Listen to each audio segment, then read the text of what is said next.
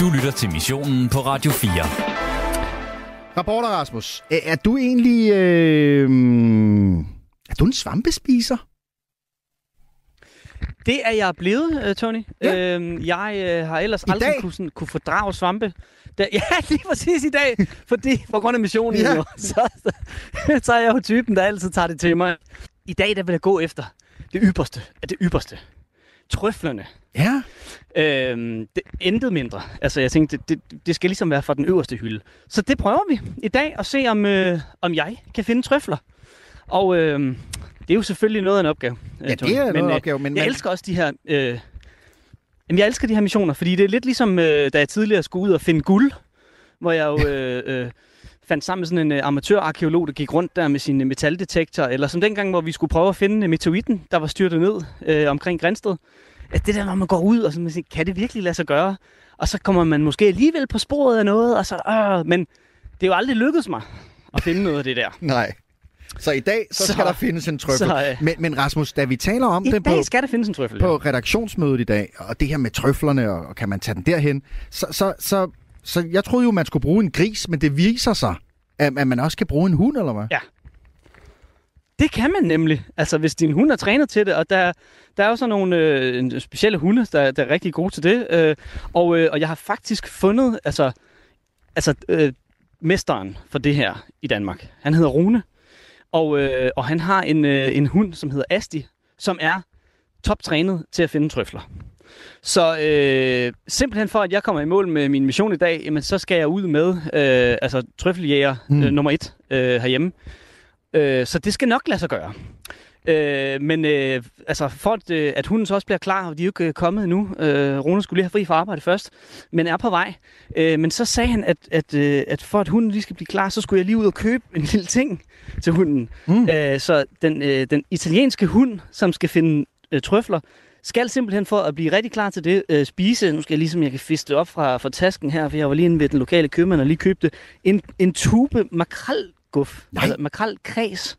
Altså, som jo er fuldstændig det modsatte af trøfler. Ja, det vil jeg også sige. Altså, men brandingmæssigt, der er det på den anden ende af madskalaen. Ja, det tænker jeg også. Så jeg er lidt spændt på at høre historien om, hvorfor det lige skal være det her, når Rune kommer. Men den har jeg i hvert fald klar i tasken her. Og så må vi jo så se, om ikke det kan lykkes i dag, om jeg kan finde det, som jeg bliver sendt ud for at finde, nemlig trøfler. Selvom det jo altså er i Danmark, og ikke er sådan helt sæson endnu. Det skal være lige lidt senere. Rune, han har faktisk sådan et kursus, man sådan kunne købe sig til, hvis man skal ud og træne sin hund, til at prøve at lære det, som er her i weekenden. Så vi begynder at nærme os noget. Så lad os se, om ikke det kan lade sig gøre. Og så, Rune, han har jo sådan nogle forskellige spots, nogle forskellige steder, hvor han ved, at der har jeg gode chancer for at finde trøfler. Men jeg har jo så lovet ham, at jeg så faktisk ikke fortæller, hvor jeg er henne i dag, eller hvor vi er henne i dag. Fordi hvis nu at det lykkedes for os at finde trøfler, så kunne det jo være, at der var andre, der ligesom begynder at komme rendende. Så det holder jeg faktisk lidt for mig selv i dag, Tony, hvor vi er henne. Altså, så jeg kan ikke lige nu kan jeg komme det nærmere ind. Altså, jeg går rundt i en skov. Jeg vil ikke sige noget, Tony. Du vil ikke sige, at det er Nordjylland? Det skal du ikke. Nej, det vil jeg ikke sige. Det vil jeg gerne lige have klappet helt af med Rune, inden jeg kommer. Ja, klart. Ja. Jeg går i en skov. Jeg kan sige, det er Jylland. Det kan jeg sige. Det er Jylland, og jeg går rundt i en skov. Men ellers så vil jeg gerne lige have klappet den helt af med Rune i forhold til, hvor præcis kan jeg egentlig lige sige, at vi befinder os henne. Mere får du ikke ud af det, Tony. Men indtil videre kan jeg sige, når jeg går rundt alene, jeg har ikke fundet en trøffel endnu. Nej. Men vi har jo så også helt indtil klokken 17, så jeg tænker, i dag skal det være, at jeg finder det, som jeg bliver sat til at se, om jeg kan finde. Nemlig i dag en trøffel. Du lytter til Missionen på Radio 4. Dagens mission, det er altså for Svamp. Rasmus, han finder dem forhåbentlig. Han er ved at hooke op med en trøffelhund, sådan at han kan finde noget af jordens guld, må man sige. De fleste af os spiser dem fra tid til andet. Det er egentlig bare, at vi fra Jakob stormer ud til dig, Rasmus, for at høre om... Jeg kan høre dig allerede. Der foregår noget med nogle måneder og noget. Men er trøffelhunden kommet, og trøffelhundens ejer ikke mindst? Jamen, altså nærmest i det her sekund, Tony. Altså, fordi jeg står ved siden af Rune Rickendorf, som jo er vores trøffelekspert, som lige er landet og har åbnet ind til hunden Asti her. Og Rune, vi vi skal jo ud og på jagt. Hvad er sådan, altså skal vi forvente, at vi kan finde noget? Altså, jeg plejer jo faktisk først at starte hen i slutningen af september måned med at finde trøfler. Fordi det er der, sådan, med det vejr, vi har haft, så kan vi godt være heldige at finde nogen. Og hvis Asti viser noget interesse her i dag ude i skoven, så kan jeg godt presse hende lidt, og så kan det godt være, at vi graver en enkelt, ikke helt klar moden trøfler. Ja, I vil jo gerne vide, så jeg tænker lidt mod til dem, hvad det er spørgsmål om opfisk. Ja, det er rigtig flot. Læsrummet herinde i din bil ind til Asti, som jo er trøffelhunden. Ja. Og så bad du mig jo om at skaffe sådan en tube her, makrelkreds. På tube, ja, lige præcis. Ja. Hvorfor er det er vigtigt, når man skal ud og finde trøfler? Jamen, det er ikke vigtigt, at leve på steg eller spegepølse. Jeg har bare fundet ud af, at Asti, hun går lidt i et andet gear, når hun ved, at hun får makrelkreds på tube. Og hun får det kun, når vi er på trøffeljagt. Aldrig andre gange. Og så når hun dufter til den her, så ved hun, når det er prøv. Og så får den åbnet, så åbner Rune lige for tuben, lige for prikket hul her, og så skal Asti jo have lov at smage lidt makrelkreds her. Og der bliver gået til den her. Det kan hun godt lide. Ja. Det er lækkert. Ja. Det er jo også lækkert. Altså, makrel er jo lækkert, ikke? Jo, jamen det er det. Men det er jo meget det modsatte, tænker jeg, af trøfler. Ja, man kan jo sige, det er gastronomisk er fra den ene ende til den anden. Ikke? Altså, du har Michelin-restauranter, der serverer de her flotte lækre trøfler, der bliver høvlet af en eller anden kok med en stor hvid kokkehue, ikke? Og så står jeg her og åbner en makrelkreds på tube, sikkert til cirka 12 kroner, ikke? Men jeg ved godt, hvad Asti helst vil have. Altså, hvis vi serverer en trøfler, den her tager hun frem der. Jeg er hamrende dygtig til at finde trøflerne, så jeg satser jo på, og sætter min lid til, at Rune og Asti her, de kan være det hold, der sørger for, at vi i dag kan komme i mål med at skal finde trøfler simpelthen i Danmark. Så vi går lige klar, Tony, og så kan vi jo lige snakkes ved. Så ser vi. Nu går jagten i hvert fald ind på trøflerne. Du lytter til Missionen på Radio 4. Ja, hun skal lige få den lidt drillende linje ud til Rasmus, som altså var med fra Skovbunden, et ikke nærmere defineret sted i Jylland. Vi må ikke sige, hvor. Jeg ved faktisk ikke engang hvor, så jeg kan ikke sige det, hvor jeg vil, og det er fordi, at trøflerne, de er skal overforblive en velbevandret hemmelighed. Vi vender tilbage til Rasmus og trøffeljagten inden alt for længe. Med Rasmus, der er jeg da spændt på, om jeg ved ikke engang, hvad hunden hedder. Det er bilder og orm og sådan noget. De er lige sådan. Prøv at høre, Tony. Jeg har simpelthen breaking news. Fordi vi sidder på hug nu i Skovbunden, og Asti, som hunden hedder, det var Asti, vi er ude og finde trøfler med. Kunne jeg glemme det? Har lige gøvet. Ja. Har lige været hen og snuse omkring et træ, og lige nu, der sidder Asti faktisk og får sin belønning, får lov til at få lidt mere af den her tube makrelkreds, som jeg har været inde og købe, fordi Asti har fundet trøfler. Nej! Det er helt vildt. Det er næsten for nemt. Det er simpelthen for vildt. Jeg var ude sammen med Rune Rickendorf og hans hund, trøffelhunden Asti her, og du sidder simpelthen med. Jeg nåede ikke engang at se rigtigt her, Rune, fordi du har lige med en pind lige måtte grave vores første fund op.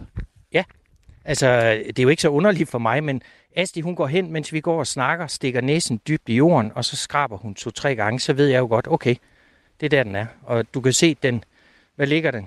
5-10 cm under jorden. Nærmest ikke engang. Nej, ja, men de ligger ofte meget højt oppe i jorden, men de kan ligge helt ned til 30 cm dybde. Så den her, den var nem. Altså, nu siger jeg nem, men altså, ja, den var ikke svær at grave op i hvert fald. Men er den ikke flot? Er den ikke, prøv lige, den er sgu da kæmpe stor. Altså, den er jo, vi snakker, altså den er større end en golfbold, måske lige mindre end en tennisbold, men du har jo faktisk taget du har selv lige fisket en lille køkkenvægt op af lommen. Går du altid rundt med dem? Nej, men det er i dagens anledning. Men jeg har altid min lille håndvægt med i bilen. Det er sådan sjovt lige at se, hvor meget har vi egentlig fundet og sådan noget. Men lad os lige lægge den på vægten og så se. Okay, 82,6 gram. Ved du hvad? Det er ikke sikkert, du ved det. Det er 100, det er 500 kroner. Det er en flot trøffel. Det er en blæretrøffel, det her. Det er voldsomt. Det er 500 kroner, Rasmus. Vi er lige begyndt. Og vi har allerede sådan noget der. Jamen, det ved du måske bedre. Hvad er værdien af sådan en der? Ja, det kan godt være, at det er en lille hemmelighed, men altså, hvis vi siger, hvad er den? Der er måske for en 600-700 kroner her. Endnu mere. Det er simpelthen for vildt. Rune, han har en lille plastikpose med her, som Men hvor Rasmus, kommer vil du ned ikke lige i, tage et fordi, billede og skynde dig og lægge det på, jeg vores... dufter lige af den her. Det er vildt. Det er vildt. Det er simpelthen vildt. Den dufter altså godt. Den dufter rigtig, rigtig godt. Vi kan skære en lille smule i den. Ikke for meget, men vi kan skære en lille smule i den, så kan vi lige se, hvordan modenheden er på den. Ja, for det er jo det, fordi det er jo ikke rigtig helt... Det plejer først at være en gang i september, du plejer at gå ud, ikke? Ja, men altså som sagt, som jeg sagde tidligere, altså det har været rigtig varmt, så det kan jo godt være, at sæsonen er lidt fremskyndet. Der er i hvert fald god duft i den, og det er jo derfor, Asti, hun finder den. Altså hun går direkte hen til den. Jeg tror lige, jeg må tage hun har fået tuben selv nu her, og så hvis vi skal have noget tilbage, så må jeg heller lige tage den fra hende. Der bliver givet gas på den der makreltuben, ellers så må vi ud og købe en til jo, fordi det her, det er jo en fremragende start. Ja, der er spist over halvdelen af tuben allerede her, men... Hun har lært at træde på den, så ved hun, der kommer noget ud. Altså dum, det er hun ikke. Altså, det er jo simpelthen en voldsom start, og Rune, det er jo simpelthen godt. Hvad skal der til for, at man får en god trøffelsæson egentlig? Altså en god trøffelsæson? Jamen det er jo, altså trøflerne, de skal have noget, de skal have lidt vand i foråret. Altså der kommer en trøffel her igen, nøjagtigt samme sted. Og vi skal lige huske at dække hullet til, fordi der sidder sådan nogle meget små, fine rødder på de større rødder. Og hvis jeg ikke dækker til, så tør de ud, og så kommer der ikke nogen trøfler. Men det gør der nu. Nu har jeg lukket, arret. Og så næste år kan vi gå hen og finde en trøffel, måske 10 cm fra, hvor vi har fundet den her. Men de skal have noget vand i foråret, og så skal de have lidt vand hen over sommeren, så de svulmer op og bliver gode og store. Simpelthen en fantastisk start. Altså, vi skal rundt og se, om vi kan finde nogle flere, men det er jo så det. Rune, hvordan kom du egentlig overhovedet i gang med det her? Jamen, det var jo, altså, du har købt en italiensk trøffelhund, som man kalder det. Og så prøver man alt muligt træning med den, og laver alt muligt med den. Og hvorfor så ikke prøve at se, om den egentlig kan lære at finde trøfler? Men altså, i 2018, hvor jeg startede, der var jo ikke trøfler i Danmark som sådan, vel? Altså, det var jo helt åndssvagt. Folk, de rystede jo bare på hovedet. Hun markerer faktisk igen. Nej, det er vildt det her. Allerede nu. Vi har jo nærmest ikke bevæget os. Må jeg se, hvor er den hen? Asti, hvor er den hen? Er den her? Var der mere? Ja, nu kommer poten ned. Hun markerer ret tydeligt, at der er et sted her. Så Rune, han tager en pind frem og dufter lige lidt til jorden her. Der er 30 sekunder til nyhederne, Rasmus, hvis vi snor følge trøffelen. Det er noget lækker blød jord, hva'? Det er rigtig lækker blød jord. Hvor er den hen? Der er ingen tvivl om, at Asti synes, der er et eller andet her i hvert fald. Vi finder ud af efter nyhederne, om der var noget, Rasmus, men vil du ikke være sød, og mens der er nyheder, også lige få lagt billeder på sociale medier, sådan at man kan tjekke missionens Instagram-konto, og altså se et billede af den trøffel, at Rasmus allerede har fundet, med hjælp ganske vist, fra hunden Asti, og så kan vi jo klogere på, om der er bonus igen allerede. Du lytter til missionen på Radio 4. Og det bliver indledt så flot, som om, at det er jo nærmest en radiohund, du er sammen med der, Asti, som gør i det øjeblik, at jeg skruer op for faderen Rasmus. Det er meget, meget dygtig trøffelhund, synes jeg. Du kunne overveje, om du skulle have sådan en med hjem, fordi at hvis du kan finde trøfler så hurtigt til en værdi af plus 500-600 kroner, jamen, så kan det godt gå hen og blive til en helt lille sidegeschæft, tænker jeg. Jamen, jeg er dybt imponeret. Jeg er dybt imponeret, Tony. Altså, fordi lige inden vi gik på nyheder, så var der jo faktisk bid igen jo. Var der bid igen? Det var så en... Ja, det var der, Tony. Det var der. Og tro det eller ej, altså, vi har fundet en til. Altså, så nu er vi jo på... Fordi det var en anden slags trøffel, vi fandt der lige inden der var nyheder, Rune. Ja, der fandt vi sådan en lidt stinkeagtig trøffel, som egentlig hedder lille slimtrøffel. En fin trøffel. Man kan ikke spise den. Den smager dårligt. Altså, den er ikke giftig. Der er ingen trøfler, der er giftige. Men man kan sagtens spise den, men det er en ubehagelig oplevelse. Altså, jeg vil hellere drikke levertran. Men dem finder hun jo også, fordi de dufter. Jeg synes, at det smager sjovt at finde andre arter også. Altså, og en sjældent gang imellem, så finder vi jo nogen, man ikke har fundet før i Danmark. Ikke? Og så det skulle da mega ske. Men så var der jo så faktisk også endnu en af de gode trøfler, som hun fandt lige før. Ja. Som, en rigtig stor en. Ja. Skal vi lige gå på huk? Lad os gøre det. Vi går på huk. Fordi det var en ordentlig krabat, vi fandt som det allerførste, og nu er der så som sagt endnu en.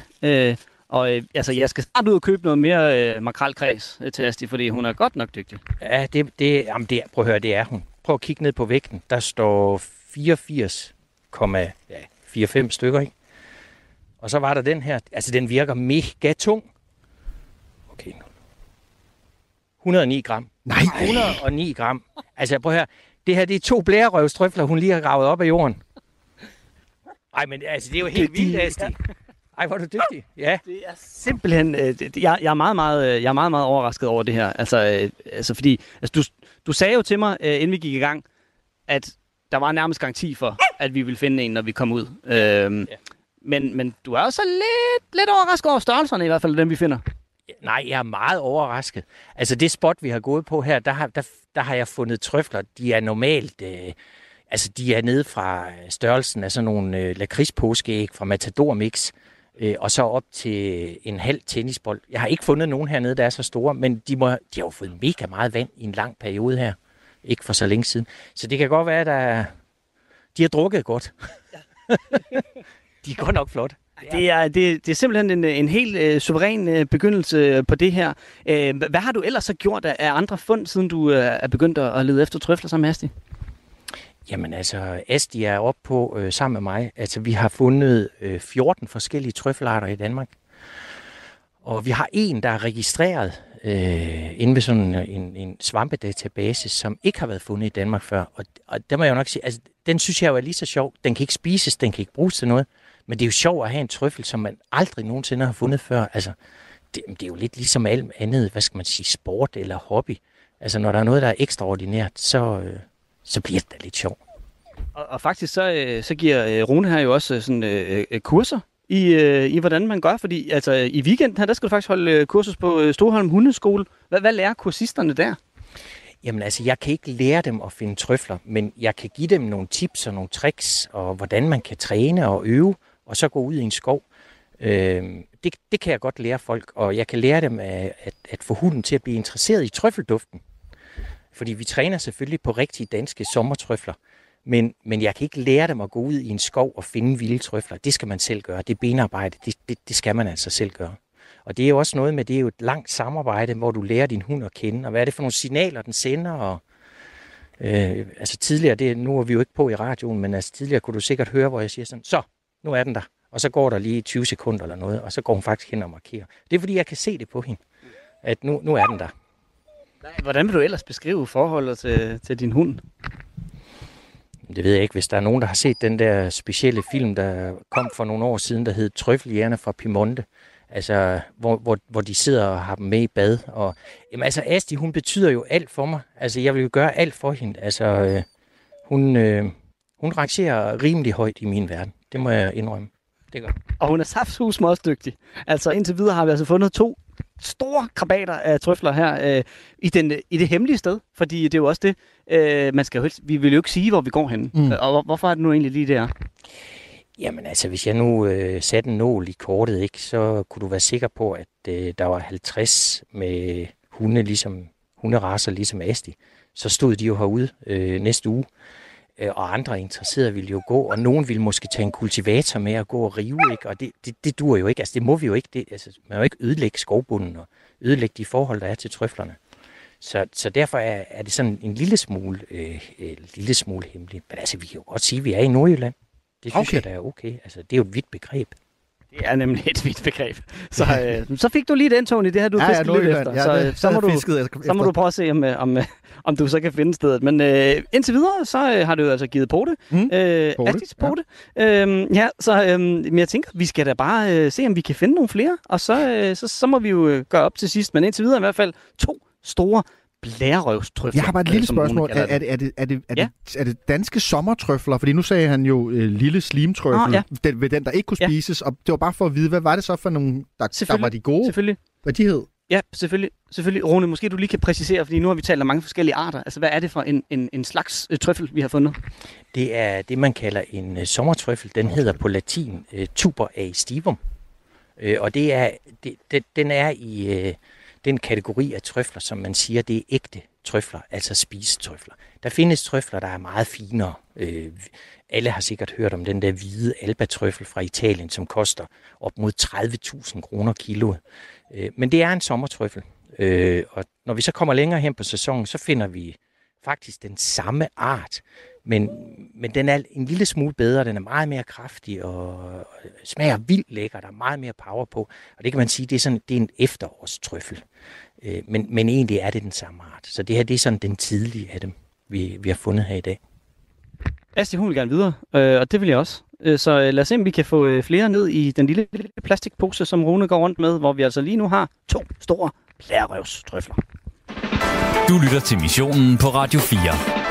Ja, altså op mod 200 gram sommertrøfler har Rasmus allerede fundet, og det lyder han da, ja, okay, Asti fundet, og det lyder han da ualmindeligt begejstret for, det kan jeg også godt forstå. Vi bliver jo klogere på svampe i forskellige udgaver i dagens udgave af Missionen. Vi hørte lidt Rasmus på trøffeljagt. Du lytter til Missionen på Radio 4. Han har ledt efter mange ting på mange forskellige missioner, og det er ofte, at Rasmus er gået tom hernede hjemme, Rasmus. Men i dag, der er, altså succesen var der med det samme. Trøflen befundet, endnu en trøffel, 2 trøfler til sammen 200 gram trøffel. Og nu kan jeg forstå, at I har forladt det gyldne trøffelsted. Satte jeg ind i bilen, er det ikke sådan? Jo, lige præcis. For at køre et nyt sted hen. Jeg har sat mig ind kører lige bagefter Rune og hunden, trøffelhunden Asti, fordi Rune altså har et andet sted. Vi skifter simpelthen lokation. Nu har vi altså fundet de her 2 store trøfler, og nu skal vi altså se, om vi kan få fundet noget mere her i vores jagt efter trøfler i dag. Så det er meget, meget spændt på, hvad det er for et sted, vi skal hen, og om der eventuelt også kan være bid der, men indtil videre, så vil vi bare sige, at det har været en kæmpe succes i dag. Altså prøv at tænke, 2 trøfler har vi allerede fundet. Det er voldsomt, og det er lidt bedre her i køleskabet, end hvad var det, mælk og ketchup, som de diskuterede der. Ja, 100%. Det er for fattigt. Ind med nogle trøfler i stedet for. Det er altså det, vi jagter i dag. Det er sådan, det skal være, og vil du se Rasmus' trøffel, så kan du finde den på vores Instagram, mission_radio 4, inde på Instagram selvfølgelig, og der kan du følge med i, hvad vi ellers render og laver på redaktionen og missionerne og så videre, og i dag altså billedet blandt andet af trøflen. Det kan godt være, at vi kan få Rasmus til at lægge flere billeder op af trøflen, og måske endda af hunden Asti, og ikke mindst Rune, ejeren. Du lytter til Missionen på Radio 4. For sidste gang i dag skal vi jo over til Rasmus, som altså er ude og få sig en ordentlig gang svamp. Og Rasmus, i stedet for, du ved, at vente med, så synes jeg bare, jeg vil spille denne her for dig, fordi du var så hurtigt ude af starthullerne i dag. Det lykkes. Nej, hvor er det sindssygt! Var det crazy, det her? Det er sindssygt! We're gonna win so much! Vi gjorde det! For dig og Rune og Asti, Rasmus, I fandt jo altså en kæmpe trøffel, og en til endda lynhurtigt. Jeg har set den godt op. Ja, det gjorde vi. Det har jo simpelthen været en fantastisk dag, og vi har jo skiftet lokation, siden vi har gjort vores første fund, fordi vi skulle simpelthen finde et nyt sted, og jeg står lige nu på en skrant her, og skal prøve at jeg kan kæmpe mig igennem de her grene, hvor Rune og Asti er på den anden side, fordi måske der faktisk er bid igen her på den nye lokation. Asti så har i hvert fald lavet en markering, og nu kommer jeg lige forbi her. Rune skal nu se, om vi kan blive lidt klogere på, om der nu også er noget her i jordbunden her. Der er i hvert fald en markering, og hvad siger du, Rune? Jeg stikker lige noget jord op i næsen på dig. Kan du dufte noget specielt? Nej, måske ikke. Jeg kan. Ja? Jeg kan i hvert fald. Asti, vis mig, hvor den er. Du skal bare sige ja, Rasmus. Og faktisk så har jamen det ville jo være pinligt, hvis jeg sagde ja, og så var det et trickspørgsmål, ikke? Så det skal man jo passe på med, ikke? Men ja, den er der. Den er simpelthen der. Nej. Hvor er du dygtig, Asti. Og Asti, hun giver et lille bjef. Jeg er nødt til lige at... Jeg lægger den med, så kan hun selv tage tuben der. Ja, og det er den her tube makrelkræs, som Asti jo altså får som belønning, når hun er ude. Og bruger simpelthen selv poten til lige at trykke det lækre makrelkræs ud af tuben, så hun kan tage den. Og der sidder du så med den i hånden, tager din kniv frem og lige skærer den over i 2 her på halvdelen, så vi lige kan kigge ind i den. Og hvad er det så for noget, du har her, Rune? Jeg kan se, det er... Ja, puha. Den dufter klamt, kvalm, sød, og der er sort, fugtig klæ, et eller andet masse indeni. Jeg kan se, det her, det er en slimtrøffel. Så nu har vi faktisk fundet 3 arter. på vores lille tur. Præcis. Altså selvfølgelig det helt store scoop med de store sommertrøfler. Ja. Det var en blæretrøffel, som du siger. Ja, det var nogle blæretrøfler, og det er jo dem, man gerne vil finde, ikke også? Men det her synes jeg da også er vildt sjovt. Altså, at man kan gå ud et sted, og det er faktisk et sted, hvis du spurgte en ekspert, så vil de sige, her kan trøfler ikke gro. Og jeg har selv taget dig med ned over sådan en dyrket mark, og der er ikke ret mange træer hernede, men der er trøfler. Jo, det er det. Er det rigtigt? Jeg tænkte, hvad er det nu for et sted, du tager hen? Fordi ja, det er jo en dyrket mark, og så nu ender vi så på sådan en skråning her. Jeg havde aldrig troet, at der skulle være noget, men de var så her. 2 stykker, fordi vi fandt faktisk en lige inden I stiller ud, så det er faktisk nummer 2, som Asti hun finder frem til her på skrænten. Så 3 slags arter. Der var sommertrøflen, så er der så de her slimtrøfler. Hvad var det, den sidste art hed? Det er en, der på latin hedder tuberufum. Det er også, altså den hedder på dansk rødbrun trøffel. Sådan en meget røget, karakteristisk duft, den har. Den her har ikke en særlig behagelig duft, men den rødbrun har, altså hvis man kan lide duften af lidt tjære og sådan lidt røget whisky og sådan noget, så er det en lækker trøffel. Men dog ikke en spisetrøffel. Men det er sjovt at finde dem. Hvor tit spiser du egentlig selv trøffel, når nu er du ude og finder sådan nogle store krabater her? Jamen, vi spiser trøfler fra oktober til januar. Ikke 3 eller 4 gange om ugen, men vi får det måske lidt oftere end gennemsnittet af den danske befolkning. Ja.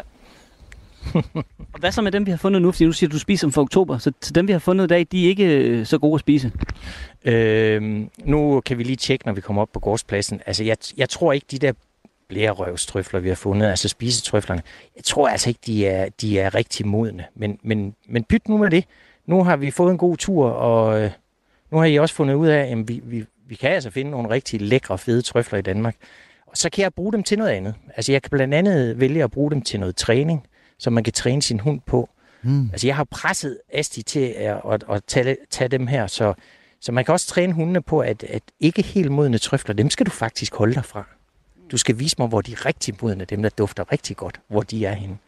Og så kunne jeg også vælge at sende den ene ind til noget undersøgelse. Vi har i hvert fald gjort det fremragende, så tusind tak for, at vi kunne komme med på trøffelturen. Og så, jamen, du har allerede spillet den, Tony, men vi gjorde det saftsus med i dag. Ja, du gjorde det. Kæmpe godt gået af Rune og Asti her. Ja, med metaldetektor og meteoritter og hvad du ellers har været ude at lede efter igennem tiden, Rasmus. Ja, en ulv. Det fandt jeg heller ikke.